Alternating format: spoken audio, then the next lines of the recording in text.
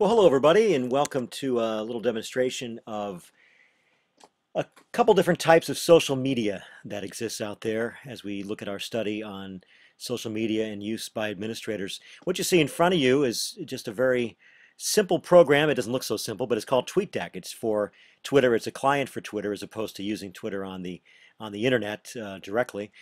This program here will allow you to take the enormity of Twitter and break it down so that it's usable in some way. Now I follow 1,600 people, more than 2,000 follow me. It's very difficult to deal with all that content, and so using something like a TweetDeck really helps to do that. This column right here shows all the tweets that are part of my followers. So as we go through this, you'll see they keep on coming, maybe every 10 seconds, 20 seconds sometimes.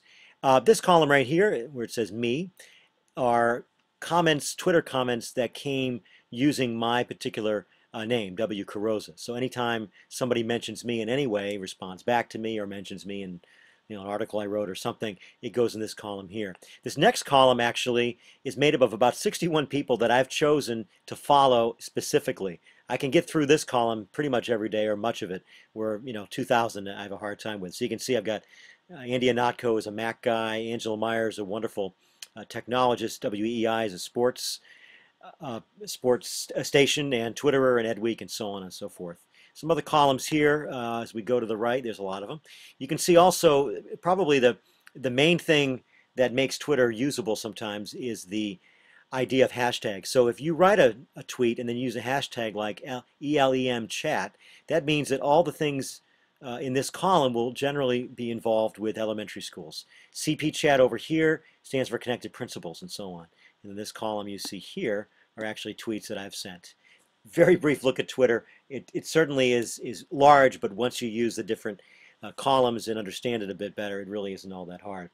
Another thing that I enjoy doing a lot is blogging, and blogging can be a very collaborative process for sure. This is a blog that I blog for called Connected Principals at connectedprincipals.com, and this is a blog post I did on August 1st called 15 Tips for the New Principal. So I wrote this, and the nice thing about writing for this blog is it gets a lot of hits because a lot of people check it out, a lot more than on my personal blog.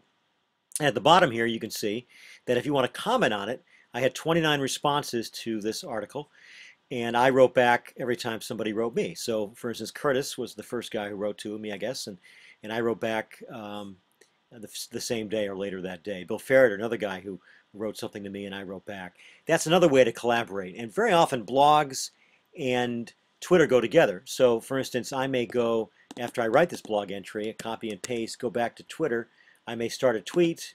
I'm going to put this in here, and I'll say new blog post, please read, or something like that, and then I'll hit tweet, and I'll go out to the Twitter sphere, and that's how people discover good blogs and so on. It really is very much a circular sort of thing. Another well-known social media tool I don't use a whole lot, but I have used before, is Google+. And this is very similar, but it's got some advantages. You have more than 140 characters for sure. A guy named George, George started the Connected Principals blog, going to be speaking in New England not too long from now. You can click this link, for instance, and go to something he wrote. The nice thing about Google Plus is you can use something called circles.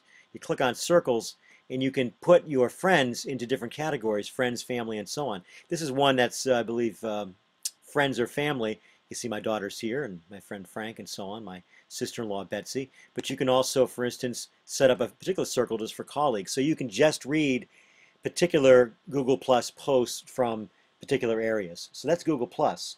Another thing I really love to use, I use constantly, is Google Drive, also called Google Docs. And I use this with my teachers an awful lot. We have different ways we collaborate. Every time we do a child study on a child, we can quickly collaborate with that particular document. These are kids we've looked at recently, and we'll click on it, but you can click on each one of these, and it'll have notes from that meeting, and you can share that folder or that document. Another thing you can do too, which is very cool, is you can develop a particular document and share it with anybody you want. You can even make it public, and that's true collaboration throughout an entire public situation. So that's three things. Twitter, which is obviously probably the biggest social media tool out there, in my opinion. Collaborative docs like Google Docs, of course, and then you have Google Plus and many, many more. Thank you.